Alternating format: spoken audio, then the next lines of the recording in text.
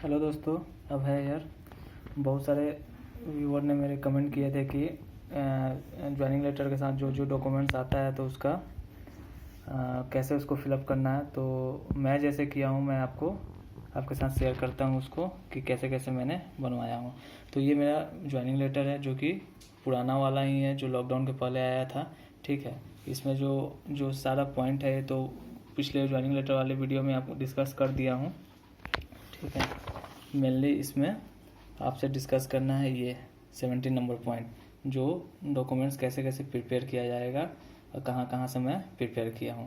ठीक है, तो देखते हैं। इसमें आपका ये एजुकेशनल क्वालिफिकेशन हो गया, ये आपके पास होगा।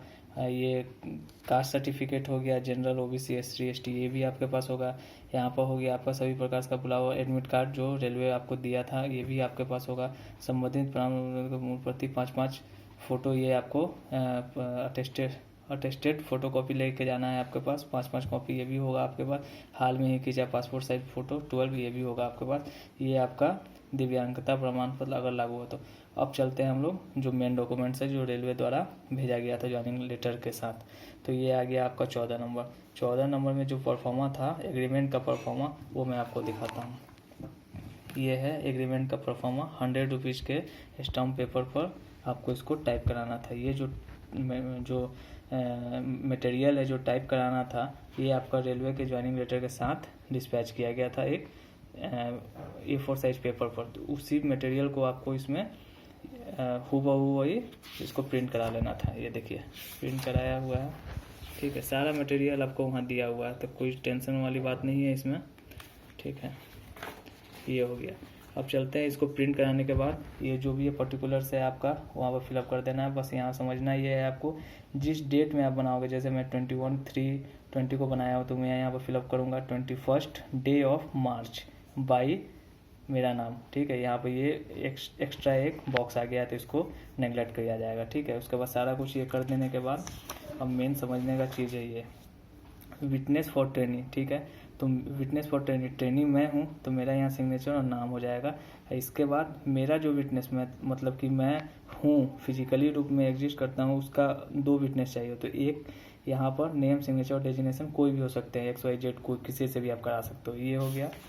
दूसरा विटनेस मेरा, ये हो जाएंगे। ठीक है, तो 2 विटनेस आपके फैमिली मेम्बर के ही हो सकते हैं, ये हो गया। अब मेन समझने वाली बात है ये पे and service certificate of security का इन द सेंस हो गया कि अगर मैं 5 साल के अंदर रेलवे को छोड़ता हूँ तो जो भी मेरे ऊपर एक्सपेंडिंग रेलवे ने किया है तो वो इस पर्सन से सिक्योरिटी जो लेगा उस पर्सन से वो रिकवर करेगा। तो मेरे केस में जय कुमार सिंह सिक्योरिटी लिए हुए हैं, तो अगर मैं छोड़ता हूँ 5 साल के अंदर तो ये जय कुमार सिंह से वो गवर्नमेंट ऑफ रेलवे रिकवर करेगा। तो इसमें समझने वाली बात यह है कि मैं 4200 पे स्केल पर जा रहा हूँ, तो जो मेरा सिक्योरिटी लेगा वो या तो 42 हो या उसके ऊपर का पे स्केल हो। तो इनका 46 है, तो ये वैलिड हो गया ये केस। दूसरी इसमें रिक्वायरमेंट है कि उनका सर्विस 5 साल हो या 5 साल से ज़्यादा हो, तो इनका 10 साल बचा हुआ तो ये भी वैलिड हो गया। ठीक है, तो ये एजुकेशन डिपार्टमेंट से रिलेटेड है, तो यहाँ जो डेजिग्नेशन है उनका यहाँ मेंशन है, जिस स्कूल में है, जो ऑफिस में है वहाँ मेंशन है, एजुकेशन हो गया ये, इनका सैलरी इतना बनता है, ग्रेड पे इतना है, इतना। अब इसमें करना क्या है कि जो भी डिपार्टमेंट के हैं वो अब जो सैलरी उनका बनाता है वो हेडमास्टर बनाता है, तो यहाँ पर जाके उनसे पहले अटेस्टेशन कराना है कि हाँ ये जय कुमार सिंह मेरे एजुकेशन डिपार्टमेंट में काम करते हैं, मैं इनका सैलरी बनाता हूँ। ये इनिशियल करेंगे।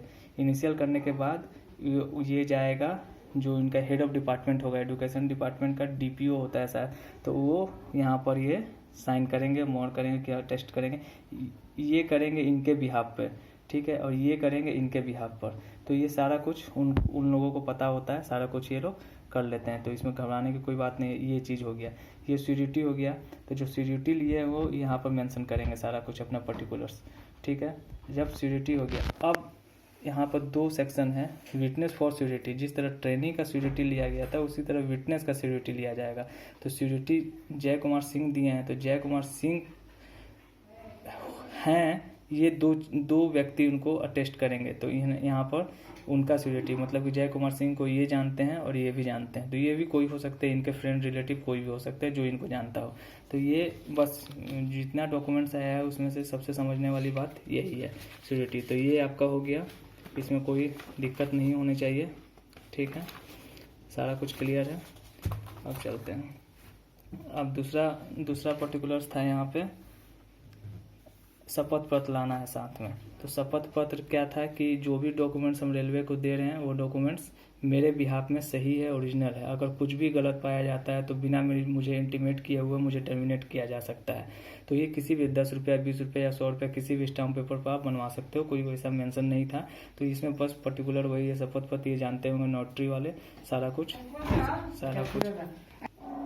तो ये चीज़ हो गया आपका, ये सारा कुछ मेंशन रहेगा कि जो भी शैक्षिक प्रमाण पत्र दे रहा हूँ, जो भी अस्थायी पते में सब कुछ यहाँ है, ठीक है। ये नोटरी वाले कर देंगे, यहाँ नोटरी का पब्लिकेशन का रहेगा आपका जो भी होगा। यहाँ पर एक चीज़ इसमें छूट गया, इसके स्टाम्प पेपर को बनाने के बाद आपको नोटरी से इसको अटेस्टेड कराना होगा।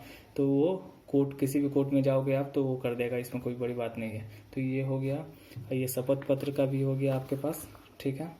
अब तीसरा सेक्शन चलते हैं, 70 नंबर, अटेस्टेशन फॉर्म और कैरेक्टर सर्टिफिकेट, ठीक है। तो ये आ गया आपका कैरेक्टर सर्टिफिकेट। कैरेक्टर सर्टिफिकेट में क्या था कि ये रेलवे वाले ही इसको भेजे थे। ये देखिए ओरिजिनल पेपर ही है, स्टम्प है इसके पास, ठीक है। तो ये चीज़ आपको सारा कुछ फिलअप करके आपके जहाँ आप लास्ट पढ़ाई की हो, जिस इंस्टीट्यूशन में आप लास्ट पढ़ाई की हो, वहाँ पर आपको सबमिट करना है, ठीक है। तो वहाँ पर सारा कुछ आपको ये कर देंगे, डेजिग्नेशन मोहर। और दूसरी चीज़ यहाँ पर समझने वाली ये है कि अगर मान लो कि मैं बीटेक, ये इसका क्वालिफिकेशन डिप्लोमा और बीटेक था, अगर मैं एमटेक कर रहा हूँ, तो अगर मैं एजुकेशनल क्वालिफिकेशन जो मिनिमम क्वालिफिकेशन है इसका डिप्लोमा या बीटेक, तो उसी कॉलेज से करना है। लास्ट स्टडी मतलब जो डॉक्यूमेंट्स मैंने दिया हूँ रेलवे को, उस डॉक्यूमेंट्स को ही अटेस्ट कराना है। अगर मैं एमटेक कर रहा हूँ, मान लो मैं एमटेक कर रहा हूँ, तो एमटेक से उसको रेलवे को कोई मतलब नहीं है, उसको मतलब है मिनिमम क्वालिफिकेशन से, जो कि मैं बीटेक या डिप्लोमा से किया हूँ। तो उस कॉलेज जहाँ से मैं डिग्री किया हूँ, उस कॉलेज में जाके वहाँ से अटेस्ट कराना है कि मेरा कैरेक्टर वो ठीक ठाक है, वो कर देंगे, ये भी पता है। अब इसके बिहाफ में ये आपका ये first class executive magistrate, district magistrate और सब डिविजनल मजिस्ट्रेट, इसके बिहाफ पर ये आपका कैरेक्टर बनाएंगे, ठीक है। तो ये आपका जहां आपका घर है उसी ब्लॉक के एसडीओ या उसके डिस्ट्रिक्ट मजिस्ट्रेट ही करेंगे ये, ठीक है। तो ये भी हो जाता है, कोई दिक्कत नहीं होता है। इसको बनाने के कहीं कहीं क्या होता है कि इसको बनाने का पहले एसपी ऑफिस से आपको कैरेक्टर बनवाना पड़ता है, तो आप उसको बनवा सकते हो, नहीं तो ये डायरेक्टली अगर अप्रोच करोगे आप तो इसके बिहाफ पर ये कर देते हैं, ठीक है। ये आपका वहाँ पर जो रिसीविंग रखते हैं उसका डेट है, ठीक है। ये हो गया, ये 2 कॉपी में है आपका, ठीक है। सेम चीज़ है 2 कॉपी में, दोनों रेलवे द्वारा ही दिया हुआ है। ये हो गया आपका। अब आता है अटेस्टेशन फॉर्म, ठीक है। ये अटेस्टेशन फॉर्म देखिए 3 कॉपी में है, ठीक। यहाँ पर हाँ, इसमें समझने लायक बात है कि ये देखिए इसका जो फ़ोटो का जो पिक्चर क्वालिटी, पिक्चर जो साइज है वो 5 सेंटीमीटर इंटू 7 सेंटीमीटर होना चाहिए। ये होना चाहिए, आप पासपोर्ट साइज नहीं लगा सकते हो, क्योंकि बेंगलोर जोन में दिक्कत हुआ था मेरे एक फ्रेंड का, ठीक है। तो इसको आप 5 से 7 ही बनवाना, आप थोड़ा वो पासपोर्ट साइज से बड़ा होता है ये बनवाना, ठीक। इसके बाद जो भी पर्टिकुलर्स है आप यहाँ पर फिलअप करोगे, कोई दिक्कत नहीं है, ठीक है। आप पढ़ते जाओगे, सारा कुछ करते जाओगे, इसमें कुछ ऐसा है नहीं। ये आपका पूरा फैमिली डिटेल देना है, क्या है आपके फैमिली में, भाई ब्रदर सिस्टर, फादर मदर्स, ये आपके बारे में है पूरा, कि आपका डेट ऑफ बर्थ क्या हुआ, कहाँ रहते हो, क्या है, इंडियन हो आप, क्या नेशनलिटी जो भी है। यहाँ पर आपका एजुकेशन से रिलेटेड है ये सेक्शन, ठीक है। यहाँ ये सेक्शन आपका रिलेटेड है आपके कैरेक्टर से, कि आप अरेस्ट हुए हो कि नहीं, जेल गए हो कि नहीं, डिटेन हुए हो कि नहीं, ये सारा कुछ आपका इसमें मोस्टली क्या 100% नो इसका ऑप्शन आएगा, ठीक है। ये चीज़ हो गया। ये हो गया आपका जो आपको जानता हो, 30 नंबर सेक्शन हो गया कि जो आपको जानता हो उसके बारे में, ऐसे विटनेस ऑफ ट्रेनिंग बोल सकते हो आप। ये आपका सेक्शन हो जाएगा, आप सिग्नेचर करोगे, डेट डालोगे, ये ठीक है। ये लॉकडाउन के पहले का डेट डाला हुआ था, क्योंकि ये मुझे 28 तारीख में ज्वाइनिंग था, लेकिन अनफॉर्चुनेटली लॉकडाउन के कारण ये हो नहीं पाया, तो रीइशू हुआ है फिर से ज्वाइनिंग लेटर, ठीक है, जो कि मैं आपको दिखाऊंगा अभी। ये हो गया आपका इंडिमेटिव ऑन जो कि आपका किसी भी गस्टेड, ये 7 गस्टेड ऑफिसर का नाम दिया हुआ, इसी में से किसी से आपको करा लेना है। ठीक है, सारा कुछ वो भर देंगे, सारा कुछ पता होता है। ये आपको छोड़ना है, ये आपको भरा जाएगा रेलवे के ऑफिसर के द्वारा। ठीक है, तो इसमें और कुछ है नहीं। ये 3 कॉपी है, 1 2 3। ठीक है, और मैं आपको दिखाता हूँ। ये सारा कुछ आपके पास होगा। अगर आपके पास बैंक अकाउंट नहीं है पहले से, तो आपको उसको खोलने के लिए आधार कार्ड, जो भी डॉक्यूमेंट्स लगता है वो आपको ले जाना होगा। आधार कार्ड ले जाना होगा या पैन कार्ड ले जाना होगा। ठीक है, ये आपको लगेगा। ये सारा कुछ अगर आप शर्त मानते हो तो हमको जाना था 28/3 को, लेकिन ये इशू डेट आया है 10 जुलाई को। ठीक है, तो मैं आपको दिखाता हूँ। ये सारा डॉक्यूमेंट्स हो गया और कुछ इसमें है नहीं, उसका फ़ोटोकॉपी।